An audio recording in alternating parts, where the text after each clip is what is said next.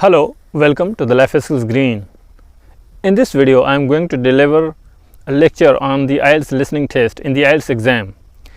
This listening test consists of 4 parts. It has 4 parts and you have to answer 10 questions in each part. With answering these 40 questions in total, you have to spend half an hour, which means 30 minutes in total. You have to spend on your listening test in the IELTS exam.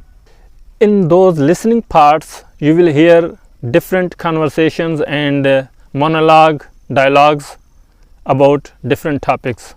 In the IELTS listening test, a variety of question types is used, including multiple choice, matching, plan, map, diagram labeling, form completion, note completion, table completion, flowchart completion, summary completion, sentence completion, and short answer questions.